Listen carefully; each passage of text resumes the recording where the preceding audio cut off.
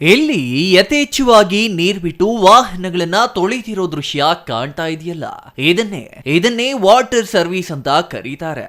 ಈ water service ನ ಬೆಂಗಳೂರು ನಗರದಲ್ಲಿ ನಿಷೇಧ ಮಾಡಲಾಗಿದೆ.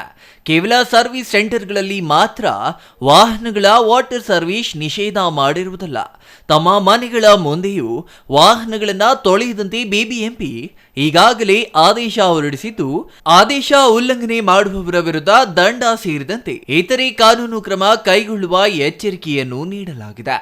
ಹೀಗೆ ಕಠಿಣ ಆದೇಶ ಮಾಡೋದಕ್ಕೆ ಕಾರಣ ನೀರಿನ ಸಮಸ್ಯೆ. ಹೌದು, ಬೆಂಗಳೂರಿಗೆ ಜೀವಜಲ ಪೂರೈಸುತ್ತಿದ್ದ ಕೃಷ್ಣರಾಜಸಾಗರ ಜಲಾಶಯ ಬರಿದಾಗಿದೆ. ಇದಕ್ಕೆ ಒಂದು ಕಾರಣ ತೀವ್ರವಾಗಿ ಕಾಡುತ್ತಿರುವ ಬರವಾದರೆ, ಮತ್ತೊಂದು ಕಾರಣ ಜಲಾಶಯದಲ್ಲಿದ್ದ ನೀರು ರಾಜ್ಯ ಸರ್ಕಾರ ತಮಿಳುನಾಡಿಗೆ ಹರಿಸಿದ್ದ. ಇದರಿಂದ ಬೆಂಗಳೂರಿಗೆ ಪೂರೈಕೆಯಾಗಬೇಕಾಗಿದ್ದ ನೀರು ಸಮರ್ಪಕವಾಗಿ ಆಗುತ್ತಿಲ್ಲ. ಹಾಗಾಗಿ ಜನರು ನೀರನ್ನ ಅತ್ಯವಶ್ಯಕವಾಗಿ ಮಾತ್ರ ಬಳಸಬೇಕು, ವಾಹನ ಸೇರಿದಂತೆ ಮನೆ ಮುಂದೆ ತೊಳೆಯಲು ಬಳಸಬಾರದು ಅಂತ ಆದೇಶ ಹೊರಡಿಸಲಾಗಿದೆ. ಹಾಗಾಗಿ ಬೆಂಗಳೂರಿನಲ್ಲಿದ್ದ ಅಷ್ಟು ಸರ್ವಿಸ್ ಸೆಂಟರ್ಗಳು ಇದೀಗ ಮುಚ್ಚಲಾಗಿದೆ. ಬೆಂಗಳೂರು ಮತ್ತು ಚಿಕ್ಕಬಳ್ಳಾಪುರದ ನಡುವೆ ನೀರಿನ ವಿಚಾರದಲ್ಲಿ ಹೆಚ್ಚಿನ ಬದಲಾವಣೆ ಏನೂ ಇಲ್ಲ ಎಂಬ ಸ್ಥಿತಿ ನಿರ್ಮಾಣವಾಗಿದೆ. ಯಾಕಂದ್ರೆ ಬೆಂಗಳೂರಿಗೆ ನೀರು ಪೂರೈಸುತ್ತಿದ್ದ ಕೆಆರ್ಎಸ್ ಜಲಾಶಯ ಬರಿದಾದ ರೀತಿಯಲ್ಲಿಯೇ ಚಿಕ್ಕಬಳ್ಳಾಪುರಕ್ಕೆ ನೀರು ಪೂರೈಸುತ್ತಿರುವ ಜಕ್ಕಲಮಡುಗು ಜಲಾಶಯವು ಬರಿದಾಗುವ ಹಂತಕ್ಕೆ ಬಂದಿದೆ. ಹಾಗಾಗಿ ಸ್ವಲ್ಪ ತಡವಾದರೂ ಚಿಕ್ಕಬಳ್ಳಾಪುರಕ್ಕೂ ಜಲಕಂಟಕ ಎಷ್ಟರಲ್ಲಿಯೇ ಎದುರಾಗಲಿದೆ ಎಂಬ ಆತಂಕದ ಮುನ್ಸೂಚನೆ ಇದೆ.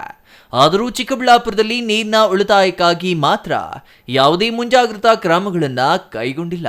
ಚಿಕ್ಕಬಳ್ಳಾಪುರದಲ್ಲಿ 16 ಸರ್ವಿಸ್ ಸೆಂಟರ್ಗಳಿದ್ದು, ಇಲ್ಲಿರುವ ಯಾವುದೇ ಸೆಂಟರ್ನಲ್ಲಿಯೂ ನೀರಿನ ಬಳಕೆ ಮಿತವಾಗಿರಲಿ ಎಂದು ಈವರೆಗೂ ಜಿಲ್ಲಾಡಳಿತವಾಗಲಿ ನಗರಸಭೆಯಾಗಲಿ ಕನಿಷ್ಠ ಅರಿವು ಮೂಡಿಸುವ ಕೆಲಸ ಮಾಡಿಲ್ಲ.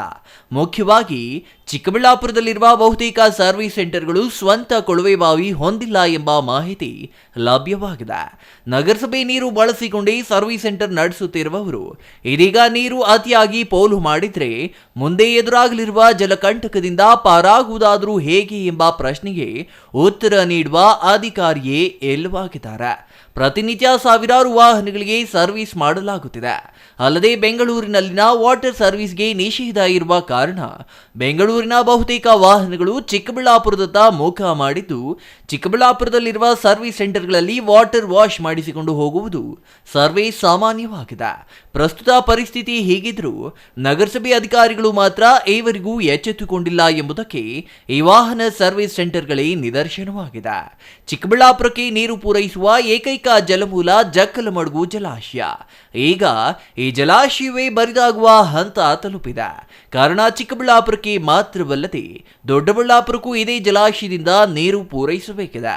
ಇನ್ನು ಏನೇ ತಿಪ್ಪರ್ಲಾಗ ಹಾಕಿದ್ರು 1 ತಿಂಗಳಿಗೆ ಆಗುವಷ್ಟು ನೀರು ಜಲಾಶಯದಲ್ಲಿದೆ ಎಂದು ಮೂಲಗಳು ಹೇಳುತ್ತಿವೆ.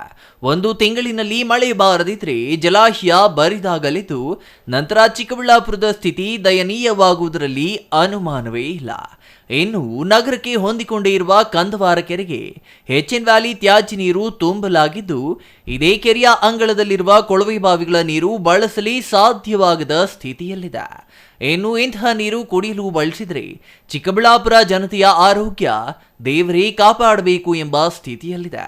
ಒಟ್ಟಿನಲ್ಲಿ ನೀರಿನ ಮಿತ ಬಳಕೆ ಬಗ್ಗೆ ಜಾಗೃತಿ ಮೂಡಿಸಬೇಕಿದ್ದ ನಗರಸಭೆ ಗಾಢ ನಿದ್ದೆಗೆ ಜಾರಿದ್ದು, ಶೀಘ್ರದಲ್ಲಿಯೇ ಎದುರಾಗಲಿರುವ ಜಲಕಂಟಕದಿಂದ ನಾಗರಿಕರನ್ನ ಪಾರು ಮಾಡುವುದು ಕಷ್ಟ ಎಂಬ ಸ್ಥಿತಿ ನಿರ್ಮಾಣವಾಗಿದೆ.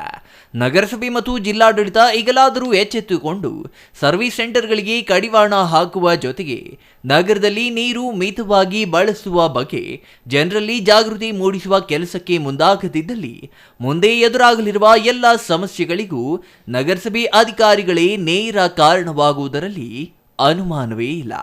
Jangalahalli Ashwath, CTV news, Chikkaballapur.